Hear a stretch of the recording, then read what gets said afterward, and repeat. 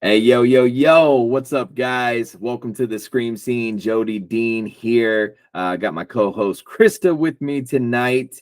We are here to talk to you guys about Blood and Honey 2. It's coming out here in like 3 or 4 days. Krista finally just watched the first Winnie the Pooh, Blood and Honey. A lot of people I've seen a lot of people over time complain about the first film, and I've said this from the beginning. I don't know what they were complaining about. I thought the first film was a pretty good film.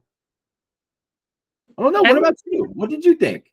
I was not it was not what I was expecting, to be honest. I kind of loved it.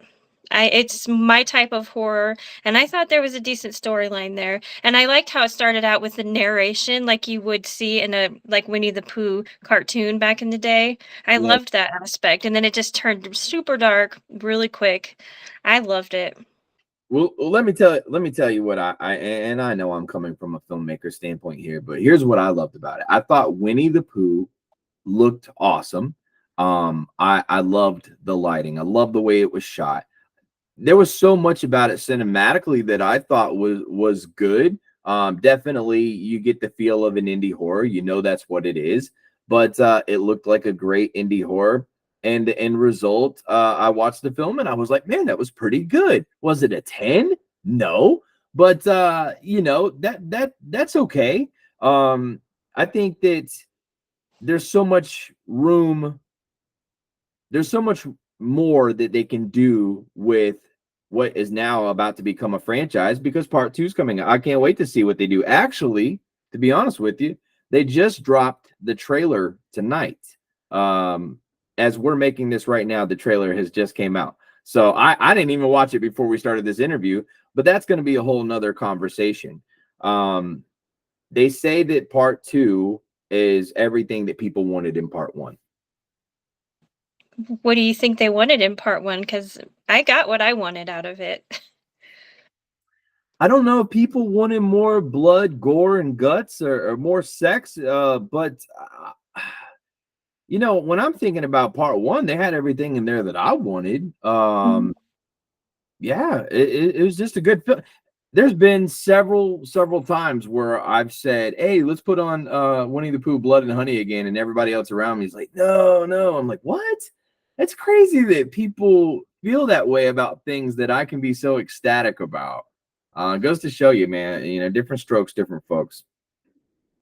I wouldn't mind maybe a little more story about them being in the 100 Acre Wood where they're at. It's like nobody knows they're there. And if they've really been there as long as Christopher Robin claims they've been there, you would think locals would know about it.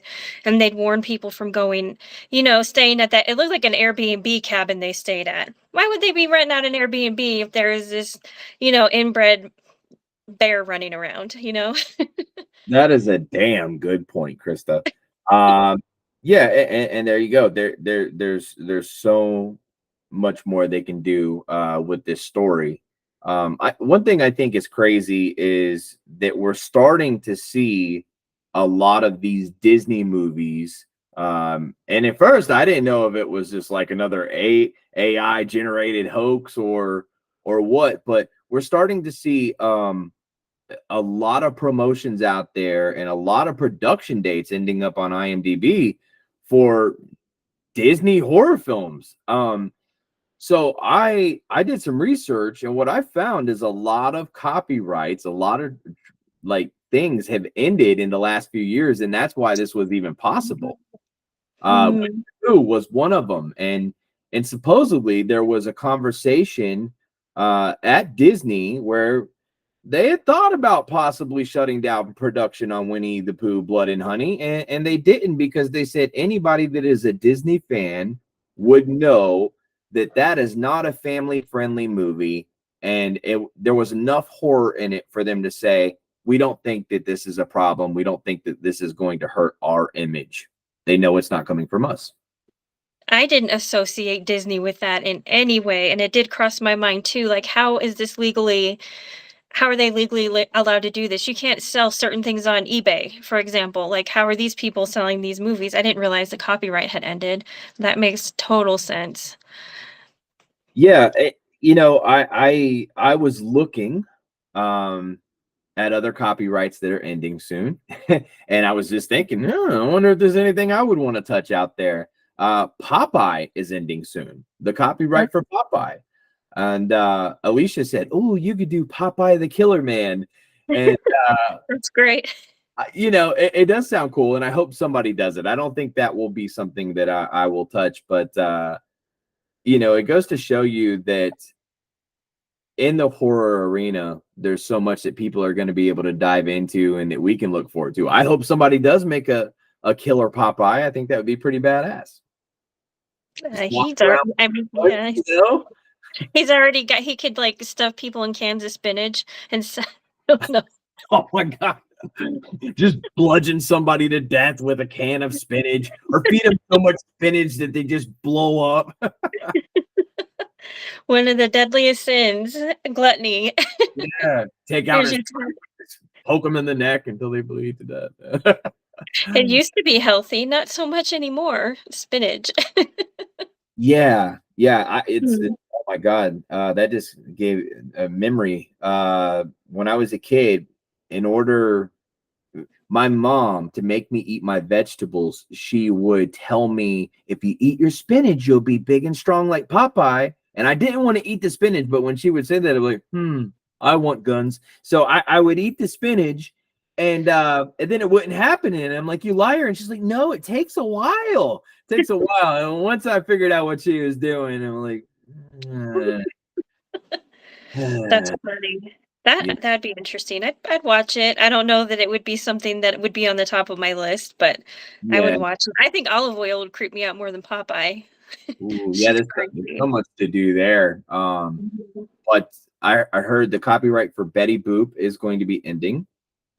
There was a handful of good ones between now and like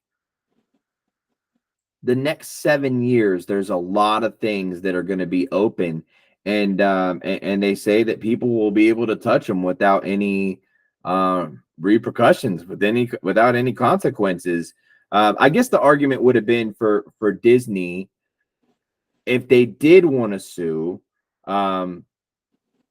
that something they did could hurt what's standing over here. But again, it was so far away. They were like, hey, we don't think we have to worry about this. But what I think is crazy about the first Blood and Honey is they made it with $100,000 and it made over $4 million. Like, That's incredible. dude, that is what you call a come up. There's a lot of people that have taken a little and they have made a lot. But when I look at that film, I would have said that they probably spent $1 million to $4 million making it, just because of the costumery and special effects alone. I would have to agree with you, especially I think Piglet was really well done. Yeah. You could tell Pooh kind of had some kind of mask or costume on, but Piglet, I couldn't tell. Like I think Pooh's eyes, you could see a little bit that there was something underneath his eyes. But for the amount of money spent, it is absolutely incredible. I wonder if that's why they didn't show Eeyore. Like I was a little disappointed that we never actually got to see Eeyore, because that would have cost more money. So it's like, why not just kill him off? But Wow. Yeah, boom. Yeah, and supposedly in Blood and Honey 2, there is more of the characters. There's more of the cast. So I don't know who all we're gonna see. I should have watched the trailer before we did this.